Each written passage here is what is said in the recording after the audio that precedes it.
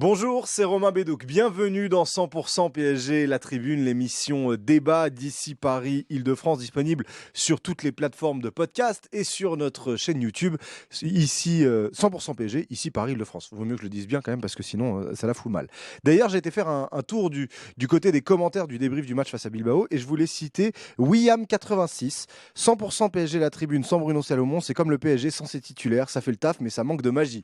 Eh ben écoute, William86, oui, Bruno me manque moi aussi, mais on va quand même on va quand même essayer de couvrir l'actualité du PSG pendant les congés qu'il a vraiment mérité. On le retrouvera à la rentrée, Bruno, et si vous êtes gentil, peut-être même avant dans un contenu spécial qui sera sur la chaîne YouTube. N'hésitez pas à vous abonner à cette chaîne. On vise les 5000 abonnés pour le match de mercredi en Coupe intercontinentale. Plus il y a d'abonnés et plus on va être en capacité de vous proposer des contenus spécifiques.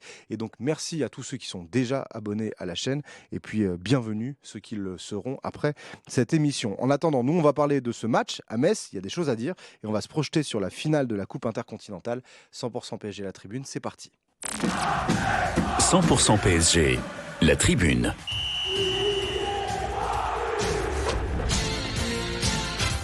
Au sommaire de 100% PSG, la tribune, on aura le j'aime pas sur le match de Metz, la victoire 3-2 du Paris Saint-Germain. On va avoir deux petits débats.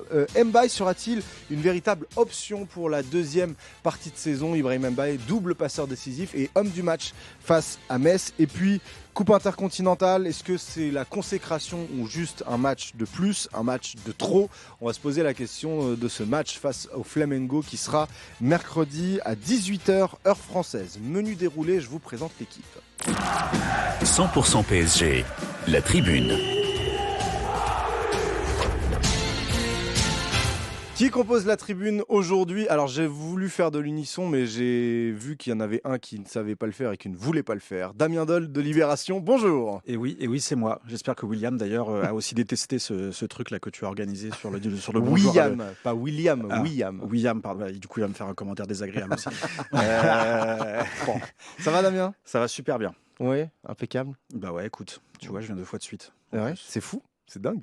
Marc Méchenois est avec nous, journaliste indépendant insider du PSG. Comment ça va? Salut, ça va très bien, merci. Impeccable? Ouais, nickel. Bon Toujours week-end. content d'être là. Bah ouais, c'est sympa d'être Ouais, les enfants, les amis. Avant le c'était de week-end, la le froid. thérapie. Avant c'était de la thérapie quand on n'allait pas bien, mais quand on va bien, c'est cool. Bah ouais, bien Ouais. sûr. Et Tidiane Imbo du Winamax FC et de la chaîne de l'équipe est avec nous. Salut Tidiane. Salut Romain, salut tout le monde. Ça va bien? Bah écoute, plutôt pas mal. Ouais. Les victoires s'enchaînent à nouveau, en tout cas les résultats positifs. Donc termine l'année, je pense, comme beaucoup fatigué, mais heureux. Est-ce que on parle de la santé physique de ceux qui suivent le PSG toute l'année? C'est vrai, on parle beaucoup de la santé physique des joueurs. Mais il y a nous aussi. Oui, on va pas trop en parler en vérité. Parce qu'il y a sûrement peut-être qui sont en train de livrer des décolis, qui sont à la, C'est vrai. qui ont passé leur journée C'est à la vrai, caisse. c'est vrai. Donc Ah, mais finalement, on ça va se pas parler de raconte, notre hein. santé. Moi, je suis désolé, ça se raconte. Pourquoi? Parce que c'est pas que ça tire, hein, enchaîner, mais c'est que travailler sur le PSG, c'est une matière tous les jours. Écrire des choses sur le PSG, il faut Ah oui, se creuser les méninges, quoi. Et des Mm. jours, on se dit, qu'est-ce qu'on va faire Matin, tu te lèves, tu te dis, je vais faire quoi aujourd'hui? Et tu sais pas, puis il se passe des choses. Et puis incroyables dans la journée. il y a les déplacements constants et tout, avoir une vie de famille, et Ouais, tout ça c'est aussi un truc. Ça, c'est quand même la partie la plus agréable du job. Et Ah ouais, il y a eu de partir loin de la maison. Ouais. Des années quand même plus pénibles à suivre, je pense, C'est vrai. quand on est C'est clair. sympathisant parisien. Cette année, elle restera quand même Ouais. gravée pour un certain nombre de choses. Ça. C'est vrai que oui, quand tu devais C'est vrai qu'il y a t'enchaîner pire. tous les 3 jours les conférences de presse de Mauricio Pochettino, c'était très relou. Tu peux remonter même Et plus je l'ai loin, hein, quand le nombre de buts ou de victoires dans une année civile, tu pouvais les compter C'est beaucoup clair. plus facilement que maintenant. Mais Ouais, j'étais c'est de l'autre côté, moi je regardais la télé à cette époque. Bon, on va faire le j'aime pas sur ce match face à Metz, la victoire 3-2 du Paris Saint-Germain. On va commencer par le j'aime de Tidiane. Ouais. Dis-nous ce que tu as aimé sur ce match-là. Écoute, moi j'avais envie de mettre en valeur plus globalement l'intérim de Safonov, que j'ai trouvé plutôt bon. On était resté sur une sensation peut-être un petit peu plus mitigée la saison dernière lorsqu'il avait été utilisé comme une espèce un petit peu d'élément de motivation pour Gigio Donnarumma. Et évidemment, ce match contre le Bayern avec une erreur individuelle nous avait pas laissé le meilleur souvenir. On le voyait vraiment presque plus l'intérêt aujourd'hui de Safonov dans cet effectif. Et puis finalement, là, il se retrouve à devoir gérer un intérim et je trouve qu'il l'a plutôt bien géré. il y a eu 3 matchs, il y a 2 clean sheets. Alors celui de Metz, il prend 2 buts, mais globalement, je trouve que c'est Pas grand-chose sur les 2 buts. Hein. Oui, même s'il peut peut-être, avec l'exigence qu'il y a aujourd'hui, être un tout petit peu mieux placé sur le premier, même si le ballon part très très vite, mais il est peut-être un petit peu excentré par rapport à sa cage. Mais globalement, on était resté sur une impression, je le disais, mitigée d'un gardien qui n'avait pas forcément sa place et dont on se demandait même s'il avait le niveau pour être ne serait-ce qu'une doublure au PSG. Et aujourd'hui, sans aller jusqu'à dire qu'un débat se rouvre avec Lucas Chevalier, en tout cas, son intérim a été positif et d'ailleurs, Luis Enrique n'a pas hésité de le faire remarquer. Il a valorisé son professionnalisme et je pense qu'on peut même aller plus loin sur le match de Rennes. Il est décisif en dépit du score de 5-0. Il a un vrai rôle dans l'histoire de ce match et moi je trouve ça bien. On parle souvent de concurrence à tous les postes, qu'il y ait aussi de la concurrence ou tout du moins une émulation au poste de gardien. Je pense que ça peut qu'être salutaire. Alors, il a pas été sollicité énormément sur les 2 premiers matchs. Ça a été à des moments importants, comme l'a répété Tidiani. 2 arrêts contre Rennes, un seul contre Bilbao et 3 sur les 5 tirs cadrés de Metz samedi. Est-ce que c'est des prestats de mec qui va bousculer la hiérarchie ou c'est des prestats de doublure véritables? C'est difficile de savoir ce que compte faire Luis Enrique. On sait que lui, les hiérarchies, les statuts, c'est pas trop son truc. Et au vu du début de saison de Lucas Chevalier, et au vu de ce que tu dis également sur les prestations de Safonov, en gros, oui, il a fait peu d'arrêts, mais en même temps, c'est le rôle d'un gardien du Paris Saint-Germain. Les gardiens du Paris Saint-Germain en font peu, on demande juste qu'ils les fassent. Et en effet, c'est vrai que sur le premier but, on aurait pu se dire, mais la frappe part tellement vite qu'on ne peut pas qualifier ça d'erreur, contrairement à ce qu'a pu faire Lucas Chevalier à de nombreuses reprises quand même depuis le début de saison, avec des gestes qui étaient parfois un petit peu surprenants. Il manquait un peu d'assurance. Voilà, t'es très gentil en disant il manque un peu d'assurance. Mais c'est bien, il faut un peu d'amour dans de la diplomatie. Exactement. mais c'est vrai qu'en fait, t'as dit un truc très juste, c'est qu'on s'y attendait absolument plus. Genre celui qui aurait pu se dire, par exemple en août-septembre, vous allez voir Safonov, il va à un moment donné, il va peut-être rentrer dans l'équation, juste le peut-être, parce qu'on ne sait pas, si ça se trouve, il va retourner sur le banc et terminer. Mais rien que ça, c'est surprenant. Et j'ai trouvé aussi, tu parles justement de manque d'assurance, Safonov, il en avait. Que ce soit sur son jeu au pied, il a pris des risques dès le premier match. Alors après, il sait aussi qu'avec Luis Enrique, si tu prends pas de risque au pied, tu vas retourner sur le banc direct. Mais il a eu ses prises de risque, il a fait les arrêts qu'il fallait. Je ne sais pas si c'est suffisant pour bousculer la hiérarchie, mais encore une fois, au vu du début de saison de Lucas Chevalier, on peut peut-être mettre cette option. Lucas Chevalier qui était sur la feuille de match samedi à Metz. Ce qui est dit, Marc, je ne sais pas si tu as à peu près les mêmes informations, c'est qu'il restait 3 matchs, un en Ligue 1, un en Super Coupe, en Coupe intercontinentale et un en Coupe de France, et que sur les 3 matchs, on devrait avoir 3 gardiens différents. Potentiellement Chevalier pour la Coupe intercontinentale et Renato Marin pour le match de Coupe de France. C'est les échos qu'on a eus. Après, moi, je jure de rien sur les compos. Tu vois, une semaine avant de Luis Enrique, c'est impossible de savoir. Tu vois, les joueurs le savent pas. Donc nous, c'est plus. La seule fois où je sais que Luis Enrique a donné sa compo la veille, c'était la demi-finale retour de Champions League contre Dortmund il y a 2 ans. Il avait dit à Ramos qu'il serait titulaire. Là, c'est la seule fois où j'ai su qu'il y avait quelque chose, quoi. D'accord. Donc, ça se trouve, Safonov va enchaîner. Pourquoi pas? Non, mais je pense que Lucas Chevalier était encore un petit peu, tu vois, il y avait encore des petits points sur sa cheville droite. Il n'y avait pas de risque du tout à prendre et il a préféré continuer l'intérim de Safonov qui était bonne et donc il y avait 0. C'est là que Tidiani a raison. Il donne des gages d'assurance et donc si Safonov avait fait quelques boulettes contre Bilbao ou Rennes, peut-être que Chevalier aurait joué samedi contre. Mais très certainement, c'est comme ça que ça fonctionne en général. Mais indépendamment de remettre les deux en concurrence, ça, on ne sait pas, même si c'est vrai que c'est l'habitude de Luis Enrique d'ouvrir cette concurrence à tous les postes. On ne sait pas de quoi la suite de la saison sera faite par rapport à Lucas Chevalier et de se dire qu'aujourd'hui, une option 2 existe et qu'elle peut être viable. Ça, dans l'optique d'un PSG qu'on va voir ambitieux au niveau de la saison dernière, c'est-à-dire de gagner la Ligue 1 et d'aller le plus loin possible en Ligue des Champions, on a bien pu se rendre compte de l'importance d'un gardien décisif sur certains moments clés. Donc je ne suis pas en train de dire que Safonov pourrait se hisser au niveau de Donnarumma, ni même qu'il va piquer la place de Lucas Chevalier. Mais encore une fois, moi je préfère me dire que en cas de défaillance prolongée de Chevalier, que le fait d'avoir une option B qui peut être encore une fois viable, bah, je pense que c'est un point positif de plus pour la saison du PSG, là où on s'y attendait peut-être pas forcément. Ouais. Ouais. Voilà, tu voulais rajouter un En élément fait, en gros, ce que dit Tidiane, c'est que c'est pas Safonov qui va prendre la place de Lucas Chevalier, c'est certainement Lucas Chevalier qui pourrait la perdre, en fait. Après, je trouve que l'exemple de Safonov, il doit nous faire avoir de la mesure dans nos jugements, parce qu'il y a un an, jour pour jour, comme tu le disais, on se demandait pourquoi le PSG avait recruté un gardien avec des qualités qu'on décrivait comme similaires à celles de Donnarumma, alors que le profil voulu par Luis Enrique, on le voit cette année, c'est pas du tout le même. Mais donc l'année dernière, il se faisait quand même déboîter Safonov. Puis là, on est en train de se dire un an plus tard, c'est une alternative crédible. En gros, potentiellement, c'est exactement ça peut être le parcours aussi de Lucas Chevalier. Tu vois, tu as besoin d'une période où tu arrives, c'est pas Lille, t'es pas chez toi, il n'y a pas ta famille à tous les matchs, ton petit cocon de supporter qui te connaît depuis 15 ans, tu es protégé parce que tu es le gamin du club. Non, en fait, au PSG, tu es exposé, il y a de la pression tous les matchs. Tu commences à faire une ou deux contre-performances, on va parler de toi sur les réseaux sociaux. La tribune qui est juste derrière toi, à Auteuil, va commencer à bruisser de tes petites fautes de main, de tes petites fautes de placement. Et puis, voilà, ça peut être une spirale négative. Et en réalité, il faut savoir s'y adapter, puis il faut savoir digérer ça. Et c'est exactement ce qui s'est passé pour Safonov. Voilà pour le j'aime sur Safonov de Tidiane. Damien, ton j'aime pas? C'est vrai que je trouve que depuis maintenant, je crois qu'il faut remonter à PSG Le Havre. En dehors de PSG Rennes, mais qu'un match un peu particulier où Paris a quasiment tout réussi. Mais comment dire, où le PSG manque de clarté en défense, manque de maîtrise dans son approche des matchs. Là, c'est vrai que l'ailier gauche géorgien. Tchiteshvili. Voilà. C'est mieux que ce soit vous qui le. Voilà.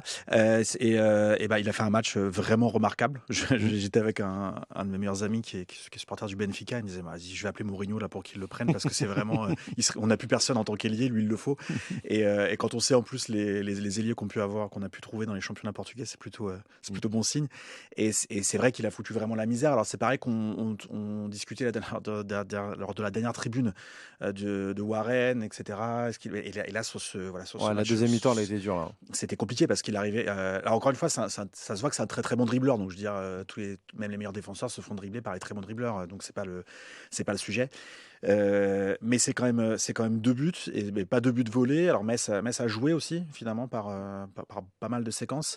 Mais contre Bilbao, on termine avec 0 but encaissé. Voilà, on aurait pu aussi s'en prendre. À un moment donné, il y a eu des séquences qui étaient un peu compliquées, même s'il y a eu 0-0.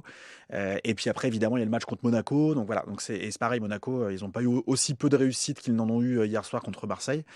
Mais pareil, ils auraient pu en mettre plus que un. Et voilà, je dis pas que c'est inquiétant pour la suite, c'est juste que Paris avait réussi à trouver une assise défensive en deuxième partie de saison et qui fait sûrement autant d'ailleurs que nos prestations offensives. Ça explique la fin de saison canon qu'on a pu faire l'an dernier, enfin cette année civile, mais la fin de saison dernière. Et voilà, c'est les vacances, il y a aussi la fatigue évidemment qui doit énormément jouer là-dessus, que ce soit physique et encore plus mental, on sait, sur la défense. Je suis pas inquiet outre mesure, mais c'est pas agréable de se dire qu'on ne maîtrise plus entièrement les choses. Moi, ce que je sais, c'est que j'étais à Metz pour commenter le match pour ici Paris-Île-de-France, et dans les 10 dernières minutes, je n'ai jamais vu Luis Enrique si énervé. C'est-à-dire qu'il était toujours à essayer d'haranguer tout le monde, à vouloir monter pour presser, etc. Il y avait un pressing un peu désordonné. Lucas Hernandez en a parlé en zone mixte. Il a dit on s'est fait engueuler. On s'est fait engueuler. Et il disait que lui, c'était pas forcément la fatigue, c'était plus le manque d'automatisme. Tu sens qu'il y a moins de repères derrière là ou pas? Oui, on le ressent, mais c'est logique parce que quand tu regardes comment la défense s'est articulée sur cette première moitié de saison, il y a quand même énormément d'inconstance dans tous les sens du terme. C'est-à-dire que moi, je suis d'accord avec ce que dit Damien. On peut avoir des matchs à peu près rassurants quand le PSG est dans ses bonnes dispositions. Ça a été le cas contre Rennes. Mais il y a d'autres matchs où tu prends énormément de buts. Et moi, l'inconstance défensive, le premier réflexe que j'aurais, ça aurait été de pointer les individualités défensives. Moi, je suis déjà venu parler ici de la gestion de Marquinhos depuis le début de saison qui me déroutait. Alors parfois, il y a des pépins physiques, mais c'est quand même l'un des socles défensifs de cette équipe et il est régulièrement absent. Le fait que tu as deux éléments que sont Chevalier et Zabarni qui sont des recrues, donc qui doivent prendre leur marque, ça aussi peut-être dans le manque d'automatisme, c'est quelque chose qu'il faut dénoter, sachant que Zabarni et Chevalier sont parmi les joueurs les plus utilisés en Ligue 1 depuis le début de saison, les deux sont dans le top 4, donc c'est des joueurs qui jouent régulièrement. Maintenant, est-ce qu'on doit faire de l'animation défensive la seule affaire des défenseurs? Moi, c'est ça qui m'a un petit peu freiné sur le fait d'y aller plein fer sur la défense, parce que je trouve que même au milieu de terrain, il y a aussi beaucoup d'inconstance. Neves a été absent longtemps, Fabian Ruiz a été absent longtemps, et d'ailleurs, il revient très petitement, je trouve, depuis qu'il a réintégré Il a joué que l'équipe. 45 minutes. Zahir Emery a été baladé du poste de milieu de terrain à celui de latéral droit. Il y a aussi des absences en défense, nos deux ailes là, à Mendes, Hakimi. Donc pour moi, il y a des problèmes défensifs, mais qui sont explicables. Donc je ne sais pas en fait si je dois m'en alarmer ou juste trouver ça normal par rapport à des raisons qui sont en fait limpides, quoi. Est-ce que c'est dû... alors là, Tidjani parle des absences et du manque de forme physique. Marquinhos, j'ai vérifié, il a joué 12 matchs depuis le début de la saison, dont seulement 10 en tant que titulaire. Donc c'est vrai que ça fait peu par rapport au reste de l'effectif. Il y a eu 16 matchs de Ligue 1 et puis il y en a déjà eu 6 de Ligue des Champions. Est-ce que c'est juste dû aux formes physiques et quand tout le monde reviendra et tout le monde sera à 100%, il n'y aura plus de problème? Ou c'est un problème qui peut devenir un peu plus profond? Moi, je pense que Tidjani a très bien expliqué. Et, tu sais, j'aime bien regarder aussi ce qui se faisait l'année dernière. C'est quand même une saison de référence, donc tu peux t'appuyer sur les temps de passage. Pareil, ils n'ont pas pris plus de buts que l'année dernière à mi-saison. Tu vois. Au total, tu prends 35 buts dans la saison en Ligue 1. Tu en es à 14. Ça veut dire que il te reste une journée. Ça veut dire que globalement, pour être sur les temps de passage à la saison, il faudrait que tu en prennes 3 au prochain match de Ligue 1. Contre le PFC, le derby. Donc, c'est une bonne attaque, le PFC. Je crois que oui, on l'a vu ce week-end. Mais tu vois, je crois que globalement, il n'y a pas matière à s'inquiéter entre une prépa physique ultra tronquée et des joueurs qui tirent la langue et puis beaucoup de blessures. Et en fait, tu dois placer Warren Zahir Emery à droite qui s'en sort globalement très bien. Zabarni qui arrive, qui a eu un début de saison un peu plus compliqué. Pas de Nuno Mendes, pas de Hakimi, des blessés au milieu de terrain, à part Vitinha qui est un monstre de répétition d'efforts. C'est totalement compréhensible que tu aies des faiblesses, tu aies des carences. Moi, ce qui m'a le plus inquiété dans ce dernier quart d'heure, c'est que tu joues avec des joueurs, tu rentres avec 3 offensifs frais. Et il n'y en a pas un. Enfin, normalement, ton animation défensive, elle commence par tes attaquants qui vont faire le pressing. Et en fait, tout le monde s'est mis à reculer. C'est ça que je trouvais le plus gênant parce que tu as quand même 3 joueurs techniquement très forts. Et donc, à la fois pour aller faire le pressing, mais aussi pour conserver le ballon, bah, tu n'as jamais réussi à faire ni l'un ni l'autre. Et c'est ça que je trouvais plus embêtant. Doué, Barcola, Kvaratskhelia, c'était notamment les 3 offensifs de la toute fin de match, des arrêts de jeu quand Mbaye est sorti. Et effectivement, c'est à ce moment-là que Luis Enrique était peut-être le plus énervé parce qu'il demandait à tout le monde de sortir. Moi, ça m'a fait penser à Unai Emery au Camp Nou, en fait, avec Unai Emery qui faisait des grands gestes de sortez tous. Et puis en fait, il n'y avait personne qui sortait, quoi. Mais pourtant, en plus, ces 3-là, on ne peut pas les taxer, comme aucun joueur de cette équipe désormais, mais de pas avoir d'effort. De manquer de constance dans le pressing. Doué, en plus, qui est un excellent presseur. Enfin, il arrive à récupérer des ballons, un nombre de ballons sur des duels que normalement les attaquants font soit faute de manière imbécile, soit ils font pas le bon geste. Et lui, il arrive toujours il m'impressionne beaucoup sur la manière qu'il a de récupérer haut les ballons. Et Kvara et Barcola, pareil, font toujours le pressing et tout ça. Donc, voilà, c'est peut-être un truc aussi collectif, c'est même pas, tu disais justement, les individualités, que ce soit en défense, au milieu ou en attaque, finalement, j'ai l'impression que c'est plus un truc d'atmosphère en fin de saison. Et encore une fois, le nombre de matchs que Paris a joué, le nombre de buts que Paris a marqué, le nombre d'équipes qu'elle a dû affronter de Mm. choses auparavant que Luis Enrique a dû leur dire pour leur expliquer, etc. Enfin, à un moment donné, ils ont besoin de vacances qu'ils n'ont pas eu cet été réellement, Bien sûr. qu'ils n'auront pas trop là non plus d'ailleurs. Ils vont avoir une énorme période par Voilà. rapport, Ouais, par rapport à ce qu'ils ont raison. eu dans la saison. Ils vont avoir 10 jours. Exactement, donc c'est vrai que voilà, voilà, encore une fois, rien d'inquiétant, c'est juste un truc à noter. Et encore une fois, Paris en début de saison, enfin la première moitié de saison l'an dernier était bien plus inquiétante que celle qu'on a actuellement. Bon, on verra si on a la même réussite sur la deuxième partie de saison, ça serait plutôt pas mal. Marc, on termine avec ton j'aime. Il y a des choses positives quand même. Bien sûr qu'il y a des choses positives. Regarde, Ouais. Safonov, c'était une chose positive. Paris a marqué par l'intermédiaire de Gonzalo Ramos son 7e but sur coup de pied arrêté, sur corner. Mm. Et en fait, c'est déjà un de plus que la saison dernière. Donc, tu vois, mine de rien, cette équipe va pas à quelques turbulences, mais il y a des secteurs où ça progresse et les coups de pied arrêtés, c'est le cas. Et moi, je trouve qu'en fait, je te dis pas qu'à chaque fois qu'il y a un corner, il y a du danger, mais cette année, c'est une vraie arme. Tu gagnes à Lyon comme ça. C'est le but qui me vient en tête. Je crois contre Nice. contre Nice, fin de match, contre Auxerre, Auxerre, je crois, à Zabarni quand il marque Beraldo.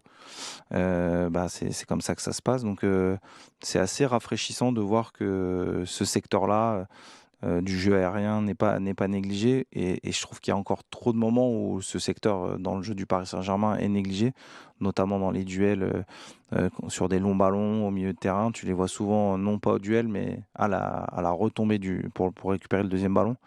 Donc c'est rafraîchissant de voir que ce secteur-là a été pris en compte et qu'il devient une arme pour Paris. Elle est lointaine, la période où on se demandait, en fait, on les joue jamais, ils jouent que à deux. Alors là, effectivement, le but de Avec Ramos, une combinaison répétée en plus, c'est un jeu à deux. Il n'est pas tiré directement, Ouais, mais c'est etc. souvent comme ça. Mais ça aboutit à un centre. C'est Ça souvent aboutit comme au ça, moins en à un fait. centre. Alors qu'avant, c'était juste un corner, le prolongement d'une action de possession, et on essayait de repartir sur une action de possession via un corner. Ça paraît très loin, ce PSG-là. Oui, mais ça fait partie aujourd'hui, je vais enfoncer une porte ouverte, des armes nécessaires pour toute équipe d'élite qui a l'ambition parfois de se faciliter des matchs. Qui plus est, quand vous êtes ce type d'équipe qui souvent doit gérer l'adversité d'un bloc bas et d'une équipe très très compacte, les coups de pied arrêtés, ça fait partie des armes indispensables pour pouvoir te faciliter certains matchs ou pour pouvoir t'en sauver d'autres. Je faisais allusion au match de Nice où quelque part tu transformes un match nul en victoire 1-0 et À la on dernière voit minute, que sur la marge que le PSG n'a pas comptablement parlant en Ligue 1 cette année, en tout cas pour l'instant, c'est des points qui sont plus que nécessaires. Mais tu as raison, Romain, d'insister aussi sur la variété, parce qu'il y a coup de pied arrêté et coup de pied arrêté. C'est pas juste taper un coup de pied dans la bonne zone et puis à miser sur la qualité du jeu de tête d'un Pacho ou d'un Johan Neves qui nous a montré qu'il était redoutable dans ce secteur.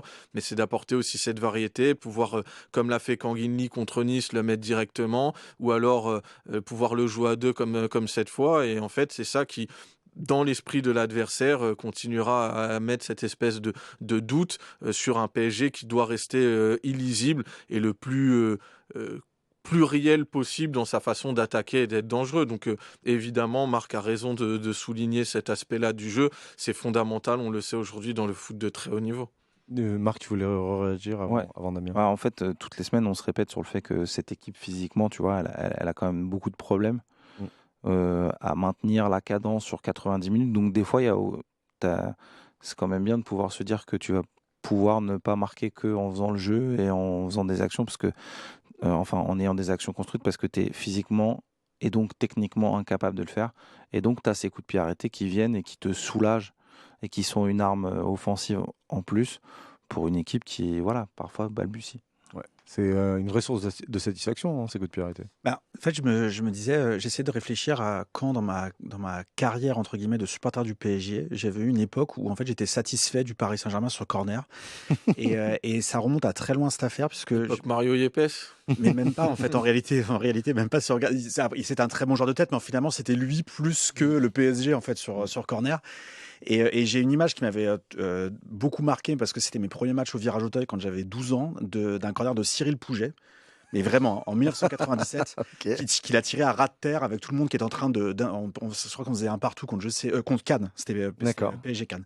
Et du coup, avec des gens qui étaient en train de s'énerver parce que c'était l'époque où voilà, on commençait un petit peu, ça allait bien jusqu'en 98, mais voilà, ça commençait un petit peu à être un peu moins bien qu'on va dire que 94-96. Et en fait, c'est le PSG sur corner m'a absolument toujours énervé. Tu parles des jeux à deux, mais des fois, il y avait des corners qui étaient tirés au troisième poteau. Tu sentais qu'il n'y avait aucune combinaison. Il y avait des joueurs qui se mettaient là, dans la zone, Pour se qui mettre là. s'appelle surface de réparation, qui disaient, bon, bah, le ballon va peut-être tomber là. Mario Yepes, c'est un excellent joueur de tête, donc bah, si ça tombe sur sa tête, tant mieux. Mais sinon, bah, tant pis. Et en réalité, c'est vrai que là, je ne sais pas qui fait travailler ça à l'entraînement. Je ne sais pas qui est responsable de ça. On a des joueurs aussi qui sont plus intelligents de la tête. Alors, on a Ramos, évidemment, mais et encore plus évidemment Neves, même si c'est sur le papier, si on regarde les deux joueurs, ce ne serait pas le plus évident. Mais on a des joueurs qui sont très intelligents, qui doivent comprendre des choses. Il y a beaucoup plus de variété. Des fois, il y a des corners qui sont joués à deux, comme je vous dis, qui terminent par un centre, d'autres qui terminent par des frappes, des fois d'ailleurs, par Vitinha, par des frappes, une frappe, je me rappelle, de Nuno Mendes aussi, qui avait failli faire mouche. Et en fait, c'est vrai que c'est génialissime parce que tu dis que ce PSG-là est déjà très, très déroutant par ses dribbleurs, par ses frappes de loin. On parlait des frappes de loin plus tôt dans la saison. Et en fait, la palette du jeu du Paris Saint-Germain, évidemment, quand il y avait Neymar, Mbappé, Di Maria, on se disait que c'était c'était trois des meilleurs dribbleurs et passeurs de joueurs plus que dribbleurs au monde. Et là, mais tu te dis que si tu arrivais à bloquer les trois, qu'ils étaient moins bien, c'était plus compliqué. Là, tu sais que le danger maintenant peut venir de vraiment partout, y compris des coups de pied arrêtés, y compris sur les coups francs en direct d'ailleurs, et sur les coups francs directs un petit peu. Donc ça, c'est vrai que c'est une énorme source de satisfaction, surtout dans cette période, comme tu le dis, Marc, de Paris qui est moins bien physiquement. Ouais. Ce serait curieux de voir à quel point c'est dépendant en fait de la qualité des joueurs de tête ou de la qualité du frappeur. Du tireur. Parce que Des tireurs, on en a eu. Hein. Mais c'est ce que j'allais te dire, c'est que sans remonter jusqu'à l'époque Cyril Pouget, qui est quand même un bel hommage en week-end de PSG, de Metz PSG, ouais, c'est vrai, en plus, t'as raison. fallait la trouver. Et puis il n'en a pas joué non plus un paquet des matchs avec le PSG, Pouget, mais on a eu Jérôme Roten pendant longtemps, qui a été quand même un frappeur remarquable de coups de pied arrêtés. Di Maria, franchement, c'était aussi un passeur de très très haut niveau. Et puis là, Kanginli qui commence à faire chauffer le pied de plus Neymar, en plus régulièrement. Mais Ronaldinho. Tu vois, d'avoir un petit peu cette répartition de la réussite, quoi. Parce que là, j'ai pas l'impression qu'il y ait énormément de joueurs de très grande taille. Moi, je disais un petit peu, pour caricaturer l'année dernière, que le PSG, parfois, c'était un peu une équipe de lutins, parce qu'il y avait Vitinha, João Neves, que les joueurs offensifs, c'était pas forcément des joueurs très, très athlétiques. Comme quoi, c'est peut-être autant dépendant aussi de la qualité du coup de pied, quoi. Ouais, c'est vrai. Le pied gauche de Campini est très bon. PSG. David Beckham est venu au PSG pour tirer des corners. Mais qui n'a pas laissé un truc aussi... Pas autant que Cyril Pouget. Mais au Paris Saint-Germain, je parle. Non, mais je sais pas, on a eu qui Laurent Robert. Ouais, évidemment. Très grand tireur de coup de pied arrêté. Évidemment. Voilà. Okocha aussi. DJ Okocha. Ouais. Il y a eu des tireurs. Bon, voilà pour le j'aime pas. On va faire notre premier débat sur Ibrahim Baye. Ibrahim Baye, élu homme du match. D'ailleurs, je sais pas si vous avez vu la séquence avec le petit et son maillot. Incroyable, cette séquence-là où en gros, c'est un enfant qui doit remettre le trophée d'homme du match à Ibrahim Baye. Et juste avant le tournage de la séquence sur laquelle il va lui remettre le trophée, il dit « Tu pourras me passer ton maillot ?» Et Ibrahim Baye, en fait, enlève sa parka et lui donne directement. Et le petit a des yeux, mais d'enfant, quoi. Et c'est pas vrai, tu vas vraiment le faire. Et après, il lui fait un câlin, il veut lui faire un bisou et tout, trop mignon. Enfin, bref. Non seulement c'était très frais, Romain, mais c'est aussi à mettre en valeur la campagne qui a été mise en place par la Ligue, puisque la Ligue fait beaucoup de choses discutables, mais ça, pour le coup, c'était quand même une bonne initiative sur l'histoire de la protection de l'enfance. Parce que c'est quand même une thématique importante et il y a suffisamment de débats et de clivages à chaque fois qu'on fait des journées un petit peu à thème. Donc là, au moins sur un sujet qui fait l'unanimité, c'est bien de le dire et c'est bien de le mettre en valeur. Je reviens sur Ibrahim Baye, homme du match, double passeur décisif. Alors il y en a une pour son pote en plus, Quentin Djantou. Ibrahim Baye qui avait marqué la semaine dernière face à Rennes. Donc il est sur un but et 2 passes décisives en 2 matchs. C'est autant que depuis le début de sa carrière pro. Voilà. Donc il a fait en une semaine ce qu'il avait fait depuis le début de sa carrière. Je commence avec toi, Marc. Est-ce que Ibrahim, déjà, qu'est-ce que tu as pensé de sa prestation et est-ce que par la suite, il peut devenir une véritable option crédible? Ce qui est intéressant, en fait, c'est sur ces derniers matchs, c'est que tu le vois faire ce qu'il faisait en jeune, en fait. Moi, quand je le voyais arriver dans ses premiers matchs pro, j'attendais de voir ces grandes différences que tu le voyais faire en 17, en 19. Si 17, il a fait un C'était très rapide, très court. Parce que 17, il a 17 ans maintenant. Donc, Mais même en Youth League, il avait cette capacité dans la vitesse, sur ses prises de balles, à partir en contre, à effacer facilement et souvent à être passeur plus que buteur. Parce que en vrai, là, on le voit beaucoup. Parce que le principe de Luis Enrique, c'est d'avoir sur les côtés, d'avoir des joueurs en faux pied. Moi, j'ai souvent plus vu Ibrahim Mbaye à droite qu'à gauche. Et c'est ça que j'attendais de voir. Maintenant, en fait, quand tu es dans le 1 contre 1, tu fais des différences nettes parce qu'il a une qualité de vitesse qui est extraordinaire. Et en gros, tu as envie de le voir bon sur ses points forts et il était assez neutre sur ses points forts, voire en déficit. Et c'est ça qui est intéressant. Ouais, ce qui se disait autour de ceux qui suivaient les jeunes, c'était qu'en gros, quand il allait avoir le déclic, ça allait être un peu comme du ketchup. Je suis pas sûr que ça soit encore le déclic, moi, perso. Alors, ça va être intéressant de voir son niveau, mais est-ce que toi, tu es satisfait déjà de ce que tu as vu là sur les 2 derniers matchs d'Ibrahim Mbaye? Disons qu'il a soigné la frustration que j'avais, parce que c'est vrai que notamment sur Culture PSG, ça en parlait beaucoup de Mbaye, dans le sens où on voyait que c'était un joueur qui était, parce que c'est un média qui suit beaucoup les jeunes, et, et tu voyais même de l'incompréhension entre ce qu'il voyait de lui et ce qui, enfin, auparavant, et ce qu'il réalisait, notamment des pertes de balles limite un peu ridicules des fois, des passes ratées à 5 mètres, des choses qui sont qui font que normalement, si à cet âge-là, Luis Enrique décide de te mettre sur le terrain, c'est que ce genre de choses-là n'arrive pas en réalité à l'entraînement et même sur les remontées qu'il a pu avoir de lui chez les jeunes.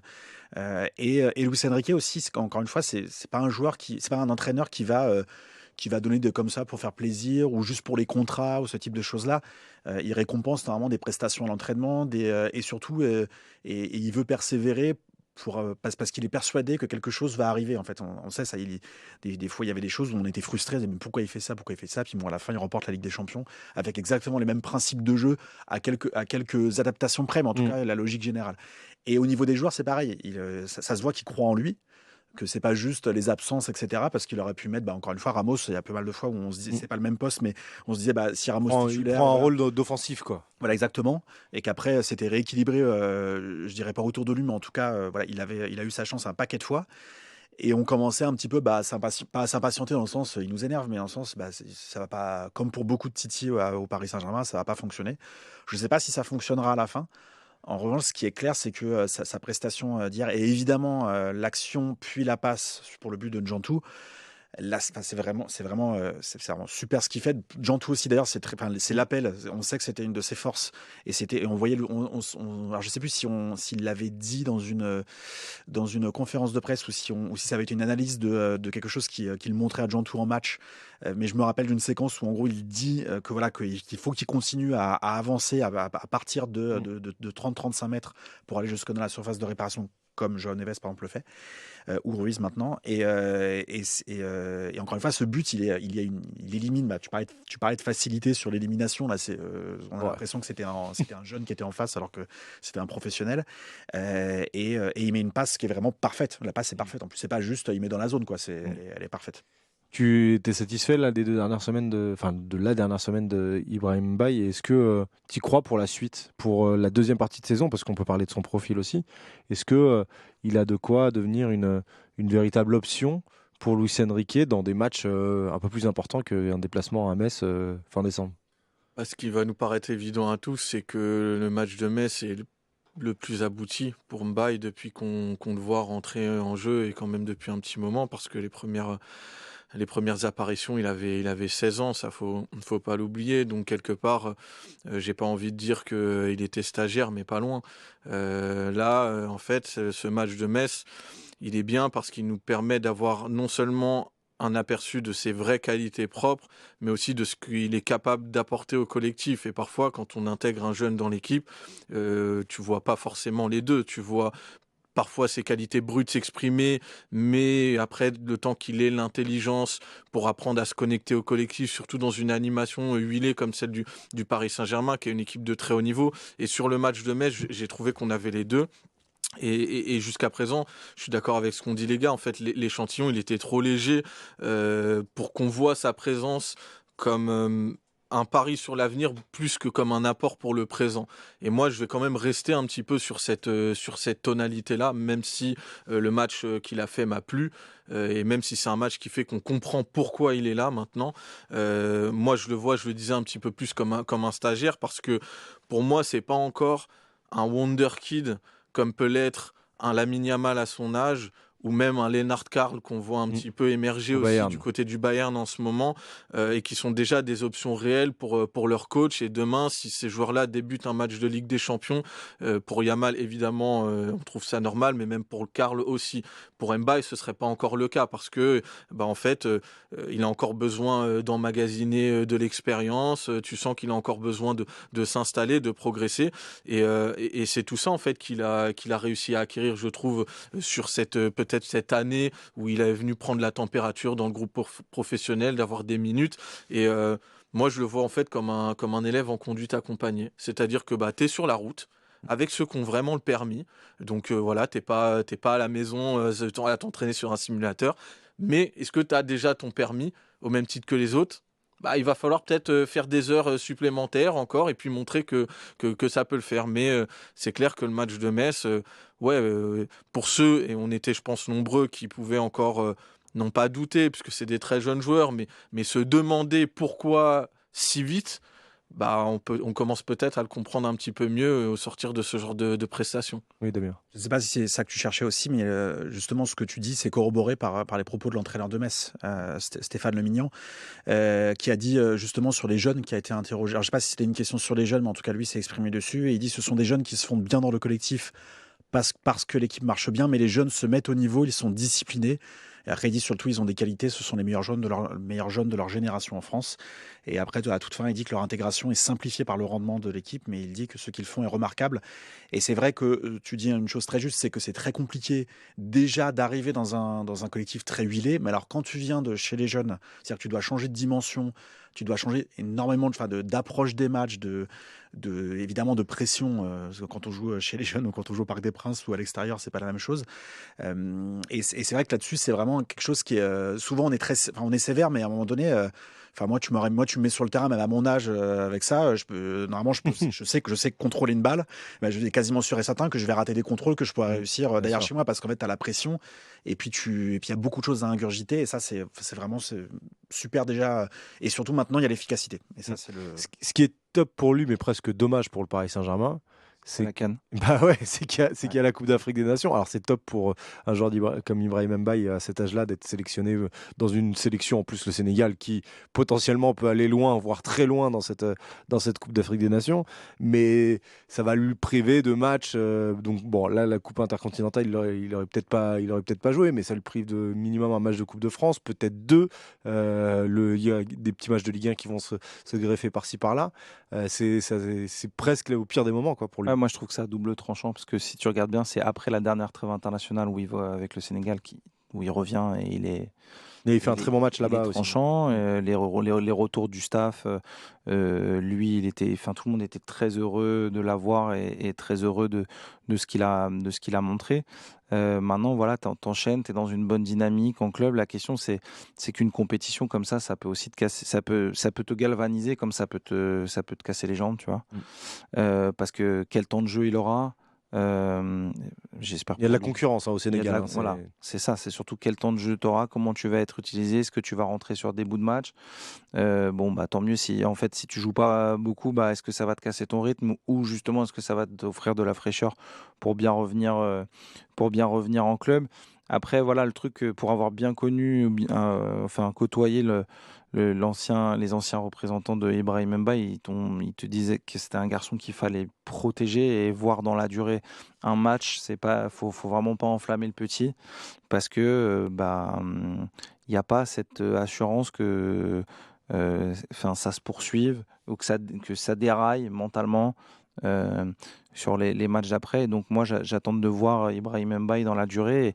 Et on parlait de, je ne sais pas si tu as utilisé l'expression stagiaire. Moi, c'est vraiment dans ces matchs-là, un peu contre Metz, que je l'attends, où tu dois faire tourner.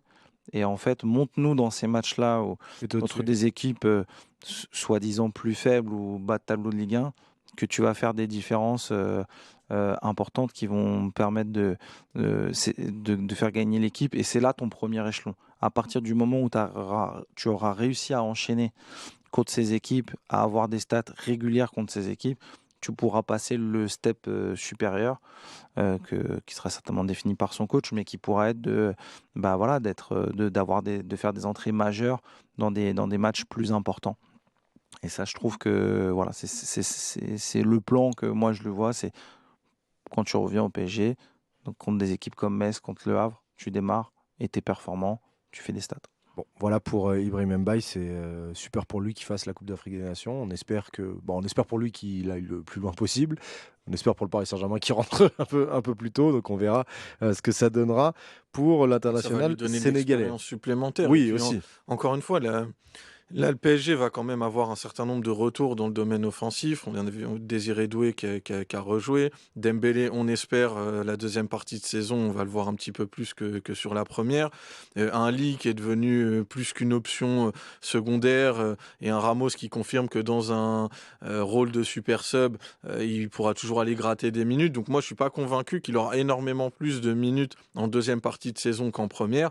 Donc peut-être que sa progression en deuxième partie de saison, ce sera plus dans le côté un petit peu observation et expérience. Et à ce titre-là, la sélection, avoir l'expérience de la sélection, c'est quand même quelque chose. Il va être auprès de grands joueurs. Il va découvrir aussi une pression différente qui est la pression du maillot national, avec tout ce que ça peut comporter de positif et de négatif, surtout en Afrique où il n'y a pas d'entre-deux. C'est un petit peu d'un extrême à l'autre. Donc, moi, je suis pas sûr que la Coupe d'Afrique, là, que de fait de. Après, en fait, l'idée, c'est est-ce que à cet âge-là, pour un jeune comme lui, c'est pas mieux de jouer un maximum. Et moi, je sais pas sur la deuxième partie de saison si il faut s'attendre à le voir jouer énormément. Tu voulais rajouter un dernier truc sur. Je trouve que la CAN, elle arrive à un mauvais moment dans le calendrier parce qu'en fait, Paris reprend le 4 janvier contre le Paris FC et tu joues tous les 3 jours jusqu'au 8 février. Donc tu vas rater beaucoup de matchs, quoi. Si tu passes en Coupe de France. Techniquement, tu aurais du temps de jeu, c'est sûr. Tu aurais démarré des matchs. Après, c'est les calendriers. Avant, la CAN commençait encore plus tard. Donc, tu vois, c'était. Mais il aurait raté le même nombre de matchs. C'est juste les 2 matchs de décembre qui sont. En fait, ce que je veux dire, c'est que tu as potentiellement en fait, une densité de match qui fait que, on sait, Luis Enrique est dans une gestion des temps de jeu, dans une gestion des physiques. Et donc, il aurait compté sur toi, quoi qu'il arrive. Après, dans la période où tu vas avoir des périodes où Paris va pouvoir souffler, parce qu'après ce match, après le classique, là, tu reprends sur des matchs où tu as 5-6 jours entre chaque match. Et ça, ce qui est plutôt agréable pour le Paris Saint-Germain. Et donc, oui, tu vas devoir entretenir tes organismes de manière différente. Et c'est sûr que, oui, je le vois moins démarrer 90 minutes, pleine balle.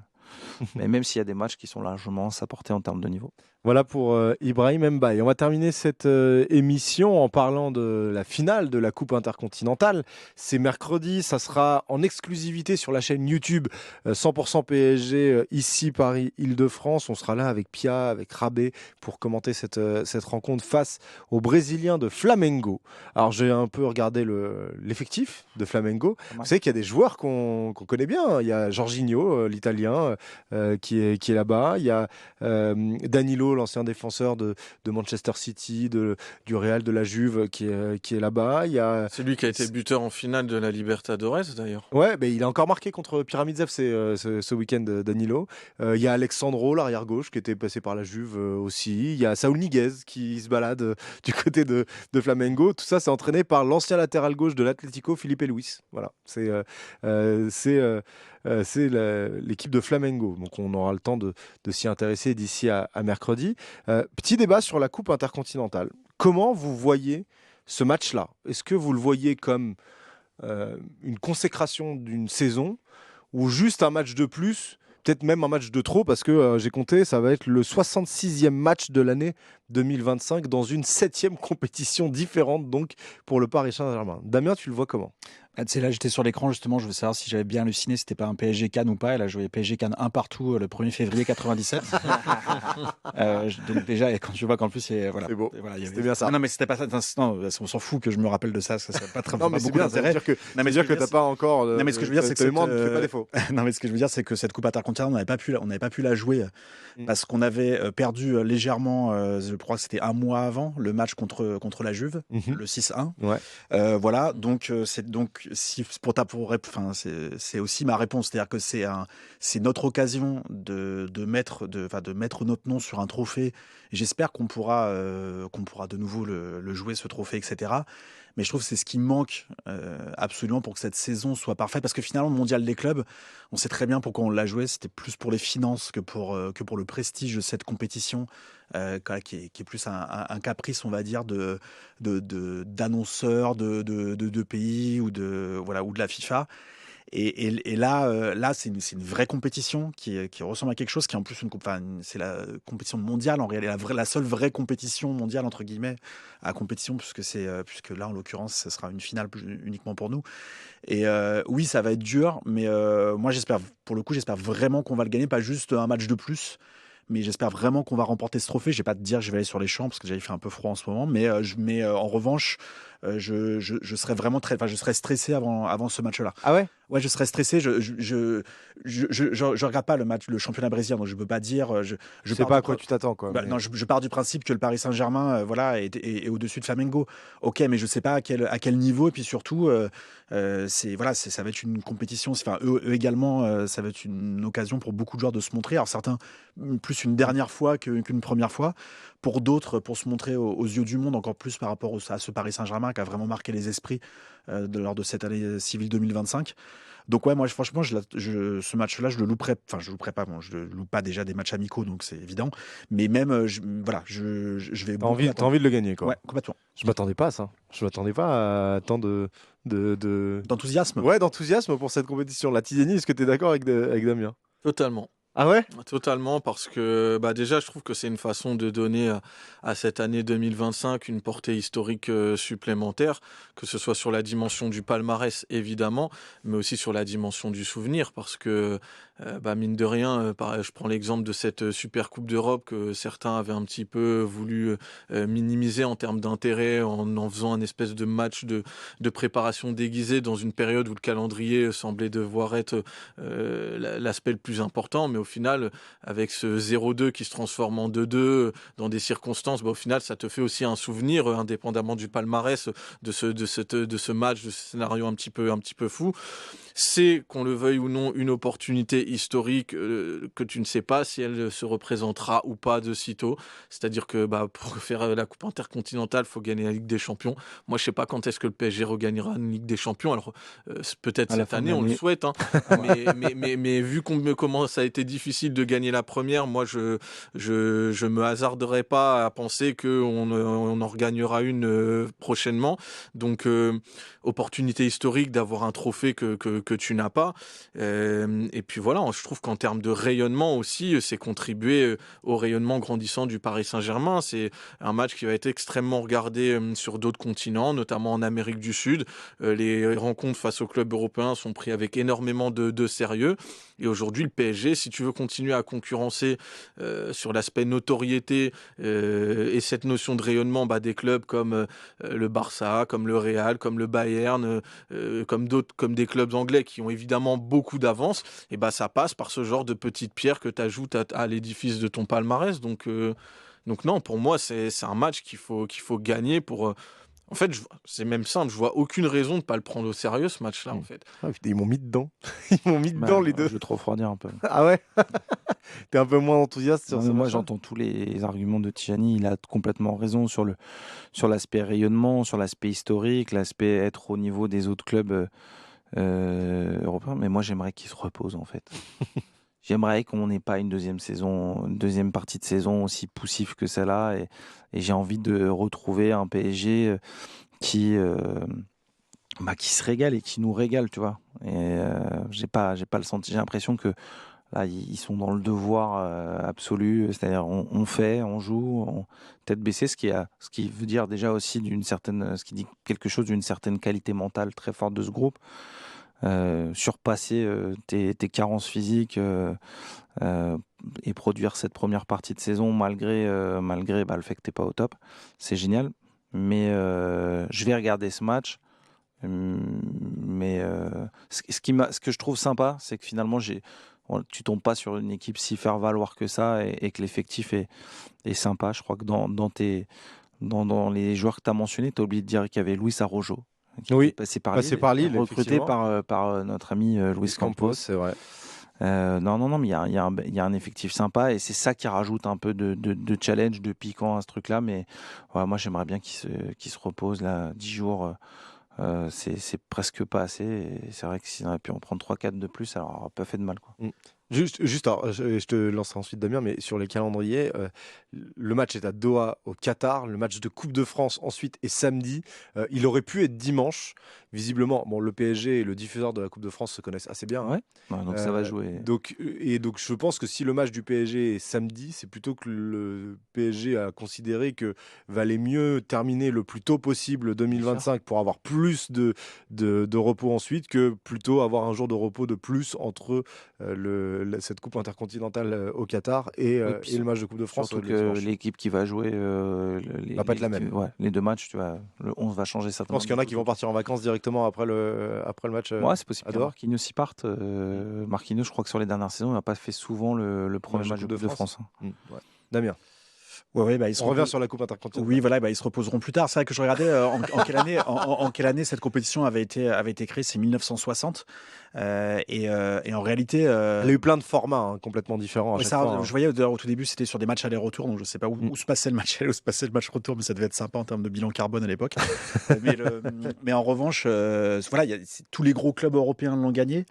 Là, c'est le numéro 1, donc il y a le numéro 1. Les numéros 1, c'est Milan, le Real et après Pénarol, Boca et Club National qui l'ont remporté 3 fois chacun.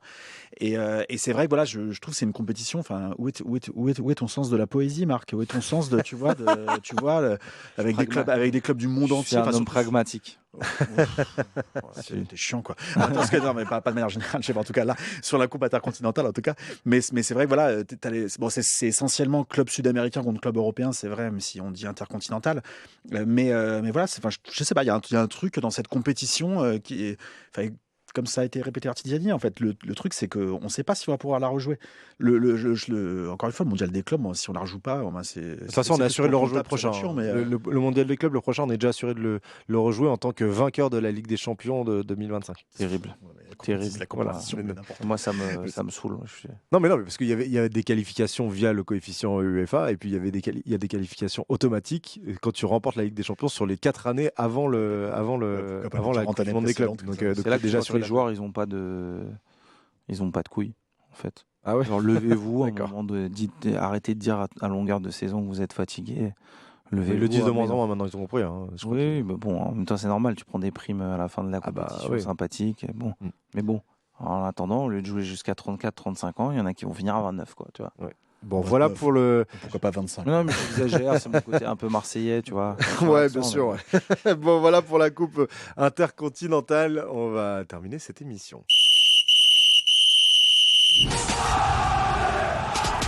Voilà, c'était une tribune plutôt courte, mais c'est parce que on voulait condenser l'analyse sur ce match face à Metz. On va vous donner les rendez-vous sur l'antenne d'ici Paris Île-de-France. Alors ça va d'abord être sur la chaîne YouTube. Ça sera mercredi pour ce match entre le PSG et Flamengo, la finale de la Coupe intercontinentale. Le match, il est à 18h. On prendra l'antenne une petite demi-heure avant sur la chaîne YouTube pour vous commenter ce match en direct avec Pia, avec Rabé et avec moi. Ça va être très bien. Et puis ensuite, on aura le programme classique. Il y aura le MAG qui sortira vers la fin de semaine. Et puis le match de samedi en Coupe de France, le dernier de l'année 2025 face à Fontenay Vendée Foot. Ça sera au stade de la Beaujoire. Moi, j'y serai, donc ça va être trop cool. Et ça sera à la radio sur l'antenne d'ici par Île-de-France notamment. Merci Tidiane, merci Marc, merci Damien d'avoir été avec nous. Merci à tous ceux qui nous ont suivis. N'hésitez pas à nous mettre des petits pouces pour ceux qui sont sur YouTube, des étoiles pour ceux qui nous écoutent en podcast. Il est temps de fermer cette émission.